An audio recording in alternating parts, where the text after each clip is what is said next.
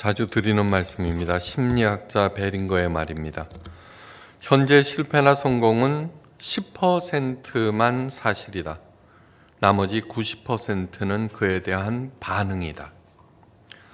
제기 불능처럼 보이는 참담한 실패라도 사실은 10%만 실패라는 것입니다.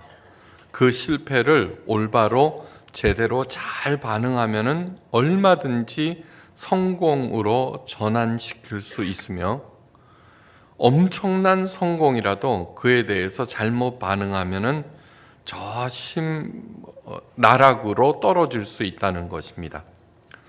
그런데 우리들로 하여금 올바로 제대로 반응하지 못하게 하는 존재가 있습니다. 바로 파괴의 영 사탄입니다.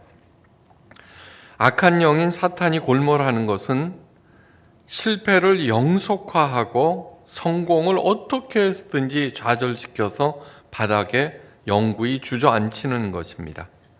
그때 사탄이 사용하는 책략이 바로 미혹입니다. 그래서 성경은 사탄을 미혹의 영이라고도 합니다. 거짓말로 가득한 이 미혹이 얼마나 강력한지 자신은 올바로 판단했다고 착각하게 만들어서 계속 밀고 나가게 만들고 끝내는 파멸하게 만듭니다. 그래서 예수님은 이 사탄을 거짓의 아비라고 하였습니다. 스카펙 박사는 사태를 정확하게 파악하고 서술하는 순간부터 나는 그 사태를 장악할 수 있다고 말합니다. 아무리 복잡하고 어려운 사태라도 정확하게 파악하는 순간부터 나는 그 사태를 장악한다는 것입니다. 막연한 생각이 아니라 정확한 서술이 중요합니다. 언어라고 하는 것은 사고와 행동을 규정하는 결정적인 수단이기 때문입니다. 그런데 우리 사람들은 자신에게 닥친 사태를 과장하거나 왜곡하거나 축소해버립니다. 책임전과 은폐로. 그야말로 자기가 보고 싶은 것만 봅니다. 그래서 자신에게 닥친 사태에 결국 매몰되고 맙니다. 호세아서를 계속 강의하고 있는데 호세아서로 설교하는 일은 참으로 괴롭습니다. 그 이유는 위로와 소망의 따뜻한 말씀보다는 고발과 질타의 무서운 말씀들이 훨씬 더 많기 때문입니다.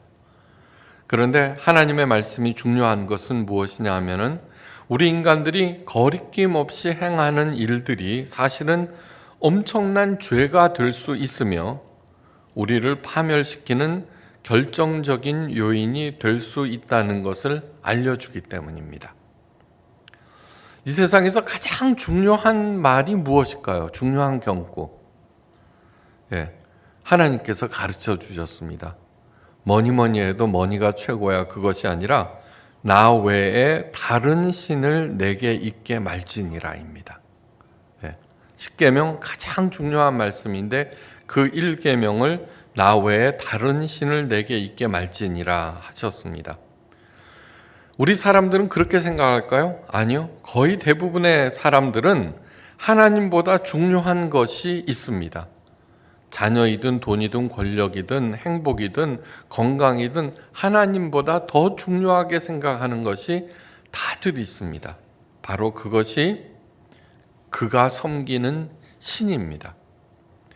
기복신앙이 나쁜 이유는 하나님을 이용하여서 자기가 가장 중요하게 여기는 부귀영화 무병장수를 취하겠다는 것입니다. 그래서 기복신앙처럼 나쁜 것도 없습니다. 예를 들어 봅니다. 부처님의 복을 받겠다고 오체투지나 삼보일배, 벽면참성 등 갖은 수행을 다합니다. 그렇게 열심히 행하면은 부처님의 은덕을 받을 수 있다고 생각합니다. 그런데 우리 아들이 제 복을 받겠다고 학교를 삼보일배로 갑니다. 우리 딸이 나한테 복을 받겠다고 자기 방에 틀어박혀서 1년 동안 나오지 않는다고 칩시다. 저는 어떻게 될까요? 아마 미쳐버릴 것입니다. 돈이나 권력을 숭배하며 돈이나 권력에 휘둘리다가 파멸하는 사람들을 부지기수로 보고 있습니다. 바위나 고목에게 절하는 상식밖의 일들도 스스럼 없이 행합니다. 그런데 그것을 보면서 사람들은 참 경건하다 이렇게 또 말을 합니다. 모두 하나님보다 더 중요한 것들이 있기에 필연적으로 저지르는 어리석음이요 헛된 몸부림들입니다. 그러면서도 자기가 잘못하는 줄 모르고 있습니다. 이 예언서, 호세아서를 비롯한 예언서는 파괴적인 힘과 그에 맹종하는 인간의 우매함에 대한 고발서입니다. 그래서 가슴의 찔림이 크면 클수록 그 아픔을 수긍하면 할수록 정확한 안목으로 올바른 판단을 내려서 악에게 휘둘리지 않게 되고 자연히 하나님께서 주신 풍성한 삶을 살게 됩니다. 그래서 아무리 아파도 여러분들에게 열심히 전하는 것입니다. 호세아 시절 북왕국 이스라엘은 물질적으로는 대단히 번영하던 때였습니다. 솔로몬 이래 거기에 버금가는 번영과 풍요를 누리고 있었습니다. 그럼에도 하나님께서는 호세아를 혹독하게 훈련시켰죠.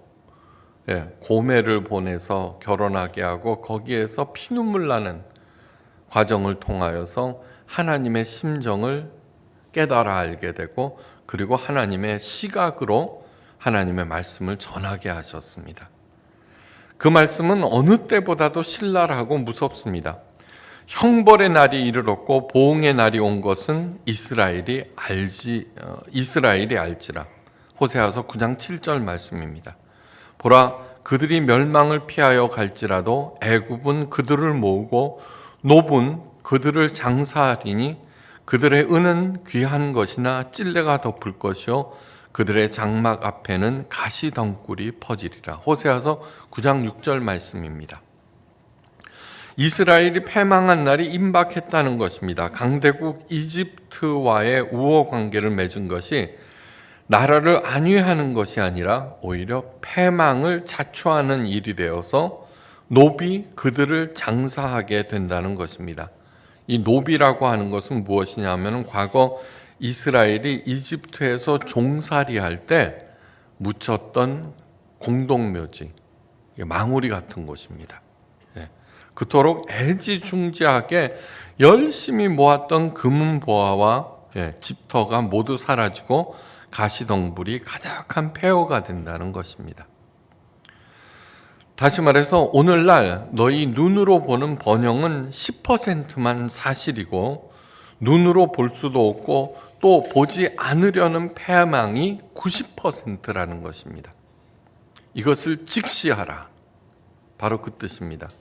그러나 이스라엘 지도층이나 백성들은 눈에 보이는 번영에 취하여서 이 경고의 말씀, 하나님의 말씀을 귓등으로도 듣지 아니하였습니다.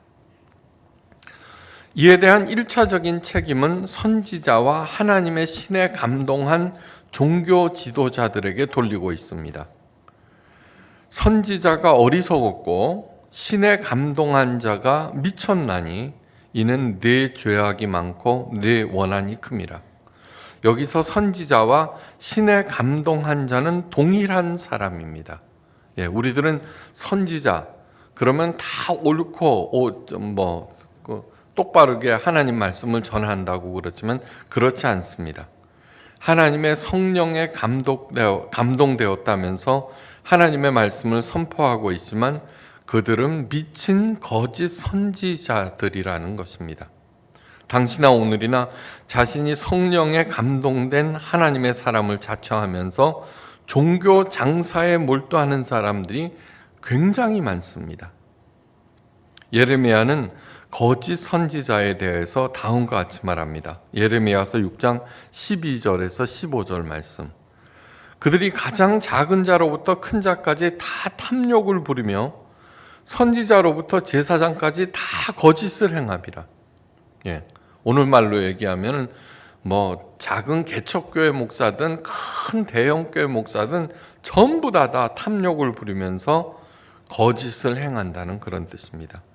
그들이 내 백성의 상처를 가볍게 여기면서 말하기를 평강하다 하나 평강이 없도다. 정작 교인들은 정말로 창자를 끊어내는 아픔에 막 시달리면서 얘기하지만 기도하면 돼. 괜찮아. 이래버리고 만다는 것입니다. 그들이 가증한 일을 행할 때 조금도 부끄러워하지 않을 뿐만 아니라 얼굴도 붉어지지 않았느니라. 거짓 평강을 외치면서 오히려 하나님의 경고를 전하는 예레미야를 박해하고 죽인 거짓 선지자들에 대한 증언입니다. 당시에도 그랬지만 오늘날에도 가장 혼탁한 곳이 바로 종교계입니다. 하나님은 눈으로 볼 수 없거든요. 근데 하나님을 빙자해서 절대권을 막 휘두르면서 악을 저지릅니다. 학교에서 소액 봉투라도 받거나 사회에서 3만 원 이상 접대를 받아도 징계입니다. 그렇죠? 김영란법인가. 근데 교회에서는 각종 명목의 봉투와 접대들이 목사들에게 주어집니다. 결혼식과 장례식 집례는 목사 임무 중에 하나입니다. 월급을 받는 그 안에는 그 일을 행하라는 의무가 주어져 있습니다. 사례를 받아서는 절대로 안 됩니다. 그러나 교인들의 상황은 전혀 고려하지 않고 봉투가 상례화되어 있습니다. 또 목사에게 대접하면 복 받는다면서 엄청난 액수의 식사가 대접됩니다. 과거 미 상원에서 사역했던 리처드 헬버슨 목사가 빛을 잃은 교회의 모습을 한탄하면서 이렇게 말했습니다. 처음에 교회는, 초대교회는 살아계신 그리스도를 주님으로 따르는 사람들의 모임이었다. 맞습니다. 그러나 그 후 교회는 그리스도 이동하면서 철학이 되고 로마로 옮겨가면서 제도가 되고 그 다음 유럽으로 넘어가면서 문화가 되고 마침내 미국으로 왔을 때 교회는 기업이 되었다. 그리스도인의 통렬한 자기 비판이 아닐 수 없습니다. 저는 여기에 한마디 덧붙입니다. 한국에 와서는 교회가 재벌이 되었다. 많은 교회들 목사가 기업의 총수가 자기 아들에게 기업을 물려주듯이 그 교회를 자기 자녀에게 물려줍니다. 사람들이 교회를 찾는 이유는 세속사회에서 지친 심신을 하나님으로부터 위로받고 치유받고 또 말씀을 통하여서 올바른 삶의 지침을 얻기 위해서입니다. 그런데 현실은 전혀 그렇지 않습니다. 저마다 전도를 예수님의 마지막 명령으로 내세워서 교회 성장을 지상 목표로 삼고 교인들을 독려합니다. 교인들의 심신은 더욱 지쳐가고요. 그 가정은 믿지 않는 남편을 원수로 만들어버리고 자녀들을 죄인으로 만들어버립니다. 가정을 종교 전쟁터로 만들어버립니다. 당시에도 상황은 같았습니다. 그래서 종교 지도자들의 죄악은 많고 교인과 백성들의 원한은 크다고 호세아가 적고 있습니다. 이와 같이 종교 지도자들의 행태를 두고 호세아가 말합니다. 에브라임은 나의 하나님과 함께한 파수꾼이며 선지자는 모든 길에 친 새 잡는 자의 그물과 같고 그의 하나님 전에는 원한이 크도다. 호세아서 8장 8절입니다. 여기 번역이 잘못되었습니다. 에브라임은 나의 하나님과 함께한 파수꾼이며 이거는 에브라임은 나의 하나님과 함께한 파수꾼이 오늘 백성들을 보호하는 에브라임은 이스라엘이거든요. 이스라엘 정부를 백성들을 보호하는 파수꾼으로 세웠음에도 불구하고 또한 선지자들은 백성들을 인도하고 가르치는 그러한 파수꾼으로 세웠음에도 오히려 참새 같은 교인들을 잡아서 착취하는 그물이 되었다는 것입니다.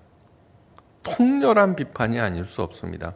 여러분들은 아마 여러분들이 다니던 교회에서 이런 설교를 들어보지 못했을 것입니다. 당연합니다. 목사가 쏙 빼버립니다. 자기 비판이고 자기 고발서이기 때문에. 그런데 의외로 그러한 말이 굉장히 많이 있습니다. 그렇다고 일반 백성들은 잘못이 없을까? 아니요. 종교 지도자들의 그런 잘못된 가르침에 맹종하고 그 탐욕들을 답습하였습니다. 호세아는 당시를 기브아 시대와 동일시하고 있습니다. 그들은 기브아의 시대와 같이 심히 부패한지라. 사사시대 때 왕이 없이 사사들이 통치하던 그 시대 때 기브아에서는 온갖 난잡한 일들이 일어났습니다. 말씀드리기도 곤혹스럽습니다. 그런데 그 개요를 설명하자면 이렇습니다. 하나님의 사람인 레위인이 첩을 들였습니다. 그런데 그 첩이 바람을 피웠습니다. 그리고 친정으로 도망가 버립니다. 레위인이 그 첩을 찾으러 갑니다. 그리고 친정집에 숨어있는 첩을 찾아서 기브아에 유숙합니다. 그런데 그곳 베냐민 지파 사람들이 그 첩을 강간합니다. 이를 빌미로 이스라엘 다른 지파의 사람들이 베냐민 지파를 살육합니다. 레위 사람, 하나님께서 택한 사람을 필두로 누구 하나 온전하게 생각하고 행동하고 또 이를 저지하고 바로잡는 사람이 하나도 없습니다. 개판 그 자체입니다. 그래서 그 당시 사람을 기브아의 시대와 같다라고 한마디로 말해버립니다. 그대로 두신 하나님이 절대로 아닙니다. 하나님께서 그 악을 기억하시고 그 죄를 벌하시리로다. 호세아서 9장 9절 말씀입니다. 그런데 이스라엘을 벌하시겠다는 하나님의 찢어지는 심정을 반드시 헤아리셔야 합니다. 오늘 기도에서도 하나님의 그 애통한 심정을 헤아리게 하소서라고 기도하셨습니다. 먼저 그래야 됩니다. 네. 자녀들이 철이 드는 것은 그 부모의 심정을 이해하고 공감할 때, 그리고 그것이 얼마나 아픈가 할 때 자녀들이 철이 듭니다. 똑같습니다. 하나님께서는 430년간 이집트의 노예로 살던 이스라엘을 자녀로 제사장으로 삼으셨습니다. 그들을 구원하시고 사랑하시고 인도하심으로 온 세상 사람들이 하나님을 알고 믿고 따르게 하여서 이 지구를 하나님 나라로 만들어 모든 사람들이 행복하게 살게 하려 하셨습니다. 그것이 하나님의 계획입니다. 그런데 하나님의 자녀들이 탐욕을 쫓는 세상 사람들과 전혀 구분이 되지 못합니다. 똑같습니다. 어떨 때는 오히려 더 심합니다. 그래서 그들을 기적과 권능으로 돕고 구원하셨지만 기적이 하나님을 향한 사랑과 믿음을 심어주지 못했습니다. 홍해가 갈라지고 하는 그 엄청난 기적을 본 이스라엘 1세대 사람들은 여호수아와 갈렙만을 제외하고 광야에서 다 죽었습니다. 그 광야에서 수많은 기적들을 보았음에도 불기둥과 구름기둥으로 매일매일 일거수일투족을 다 인도하시고 가르치셨지만 그들 마음속에는 믿음이 생기지 아니하였습니다. 자녀들을 키웁니다. 자녀들이 게임에만 빠져 있어도 부모님의 마음은 무너집니다. 그렇죠? 심각합니다. 그런데 이스라엘 백성들은 그 정도를 넘어서 행음하며 탐욕을 쫓아 난장판으로 살아갑니다. 하나님께서는 끝까지 훈계하시고 참으시고 때로는 징계를 내리십니다. 그러나 하나님의 자녀들의 삶은 전혀 달라지지 않았습니다. 이제 그들에게 가장 무서운 벌을 내리시기로 결정하셨습니다. 이때 하나님 아버지의 억장은 무너져 버립니다. 네. 여러분, 자녀들이 잘못했다고 그 자녀를 지옥으로 보내시겠습니까? 아니요. 차라리 내가 가지 자녀들을 지옥으로 보내지 않습니다. 그렇기 때문에 자녀들이 돌아올 때 그 부모는 뛸 듯이 기뻐합니다. 우리 한 사람 한 사람이 하나님에게 그렇게 중요합니다. 성경에도 분명히 나와 있습니다. 한 사람이 회개하여 돌아올 때 하늘에서는 잔치가 벌어진다고 하였습니다. 자녀들의 회심은 부모의 그 어떤 성공과 비견되지 않을 정도로 정말로 최고입니다. 옛적에 내가 이스라엘을 만나기를 광야에서 포도를 만난 같이 하였으며 너희 조상들을 보기를 무화과 나무에서 처음 맺힌 열매를 봄같이 하였거늘 그들이 바알 부올에 가서 부끄러운 우상에게 몸을 들이므로 저희가 사랑하는 우상같이 가증하여졌더라. 메마른 광야에서 막 목이 말라 애타고 있는데 과즙 가득한 포도를 만났습니다. 얼마나 반갑고 그 포도가 얼마나 예쁘겠습니까? 하나님은 이스라엘과 우리를 그렇게 예뻐하시고 반가워하십니다. 첫 열매처럼 대견해하시고 사랑하십니다. 그럼에도 이스라엘과 우리들은 번영의 신 바알이 세워진 바알 부올에 가서 여자들은 돈에 팔리는 창기가 되고 남자들은 그 창기들과 놀아납니다. 가증하다는 뜻의 히브리어 슈쿠침은 헛된 것, 속이는 것, 추잡한 것을 말합니다. 그러한 일들을 아무리 열심히 해도 얻는 것은 헛된 것, 속이는 것, 추잡한 것만 손에 쥐게 됩니다. 모두 사탄의 파괴적인 힘에 미혹될 때 나타나는 지저분한 양상들입니다. 우리들은 절대로 여기에 합류해서는 안 됩니다. 그 대열에서 반드시 벗어나야 합니다. 그러기 위해서 해야 할 일은 첫째, 하나님 아버지의 억장 무너지는 그 심정이 어떤 것인지 헤아리셔야 됩니다. 자녀들을 키울 때 그러죠. 딸내미가 막 속상하게 만들면 똥 너 같은 딸을 낳아서 내 속이 어떻게 되는지 알아보라. 그때 그 딸은 시집가 갖고 그걸 알고서 깨달아 알고 엄마가 그때 얼마나 속상했는지 알게 됩니다. 바로 똑같은 얘기입니다. 둘째, 하나님의 시각으로 파괴적인 악의 실체를 정확하게 파악해야 합니다.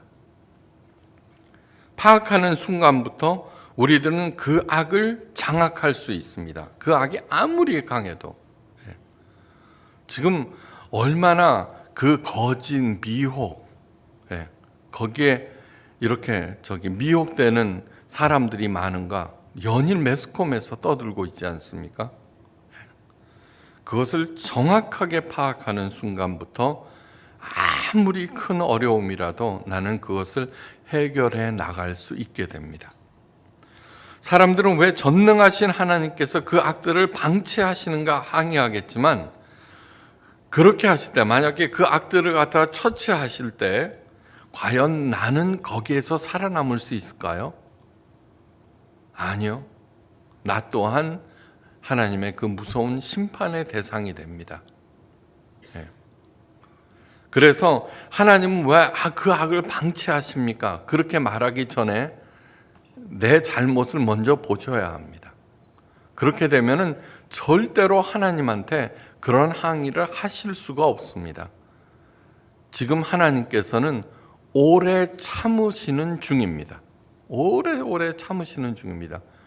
사람들의 이야기를 듣습니다. 그것을 깨달은 사람 거듭납니다. 거듭나고 그동안에 자기를 휘둘렀던 그 고난과 악으로부터 벗어난다는 그러한 얘기들을 어제도 수도 없이 들었습니다. 셋째, 그 악마적인 힘을 내가 무력화시켜야 합니다. 내가. 어떻게? 원망하고 불평하고 분노하고 복수하고 억울해한다고 그 악마적인 힘이 무력화되지 않습니다. 그 악마적인 힘을 무력화시키는 방법을 예수님께서 십자가에서 온몸으로 가르쳐 주셨습니다. 가장 먼저 할 일은 내가 절대로 그 악마적인 힘에 동조하지 않겠다 생각하고 나아가서는 그 악이 닥치면은 그냥 말없이 당하는 것입니다. 당하면서도 억울해하지 않는 것입니다. 예수님께서 십자가에 못을 박는 그들을 위해서 기도하십니다. 하나님, 저들을 용서하옵소서. 자기가 하는 일을 알지 못함이니이다. 이 일은 정말로 어려운 일입니다. 정말로 어려운 일입니다. 그래서 하나님께서는 우리들에게 기도할 수 있게 하셨습니다. 그러나 이것이 악마적인 힘을 무력화시키는 유일한 길입니다. 유일한 길. 예수님께서 달리신 십자가에 바로 그 길을 보여주셨습니다. 이런 얘기를 많이 듣습니다. 남편의 횡포에 평생을 시달리는 아내가 있습니다. 자녀들이 다 압니다. 그것을 보았습니다. 그런데 어떤 자녀들은 그 엄마를 이해하고 엄마 편이 되어서 엄마를 위로하고 그리고 자기들이 절대 삐뚤어지지 않습니다. 그런데 어떤 자녀들은 자기 아버지처럼 되어버립니다. 그 원인이 무엇일까? 저는 많은 얘기를 들으면서 많이 생각해 봤습니다. 근데 그 핍박받는 아내, 고통당하는 아내가 끊임없이 원망과 불평, 억울함을 자녀들에게 얘기했기 때문입니다. 참아내지를 못했기 때문입니다. 네. 한번 깊이 생각해 보십시오. 그 악마적인 파괴적인 힘을 무력화시키는 단 하나는 당하면서도 억울해하지 않는 것입니다. 하나님께서는 우리를 통해서만 하나님의 일을 하신다고 말씀하십니다. 하나님께서 직접 행하시는 일들, 그것은 대체로 자제하십니다. 어거스틴이 말합니다. 하나님 없이 우리는 아무 일도 하지 못한다. 맞습니다. 그러나 하나님도 우리 없이는 아무 일도 하지 않으신다. 명심하셔야 됩니다. 사탄의 파괴적인 힘을 우리가 무력화시키지 아니하면은 세상 악은 그 행포를 절대로 멈추지 않습니다. 그래서 예수님께서는 우리를 격려하시면서 우리에게 주어질 하나님 나라와 그 영광과 보상에 대해서 또 강조하셨습니다. 현재의 고난은 장차 나타날 영광과 좋게 비교할 수 없도다. 고난당하는 그 자리에 나도 너와 함께 고난을 당한다. 그 어떤 부귀 영화와 화려한 권세도 하나님의 영광 앞에는 빛을 잃습니다. 그 찬란한 영원한 영광이 예수 그리스도의 이름으로 고난당하는 내게 주어집니다. 그리고 마침내 그런 나는 예수님의 부활에 동참하고 영원한 천국에 이르게 됩니다. 예수님께서 70인을 세상에 보내셨습니다. 전대나 배낭이나 신발을 가지지 말고 영접하지 않는 사람들은 미련 없이 떠나고 영접하는 사람들과 함께 거하며 병자들을 고치고 복음을 선포하라고 하셨습니다. 이 세상을 그렇게 살라는 것입니다. 쌓아놓을 생각을 버리고 적대하는 사람들은 대적하지 말고 뜻을 같이 하는 사람들과 함께 늘 다른 사람들을 도우며 예수님의 가르침대로 살라는 것입니다. 그러면 살고 그 삶이 풍성해진다고 약속하셨습니다.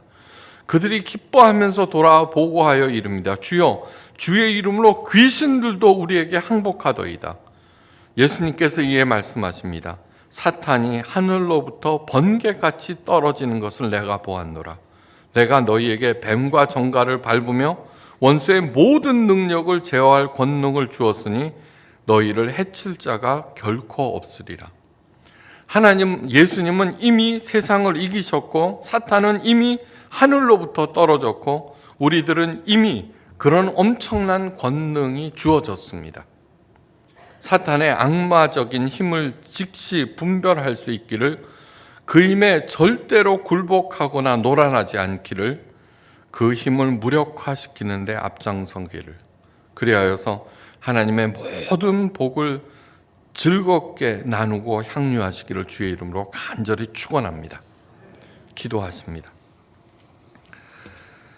사탄이 하늘로부터 번개같이 떨어지는 것을 내가 보았노라. 하나님, 우리가 사탄의 악마적인 힘에 노란하지 않겠다. 또한 그 힘에 굴복하지 않겠다.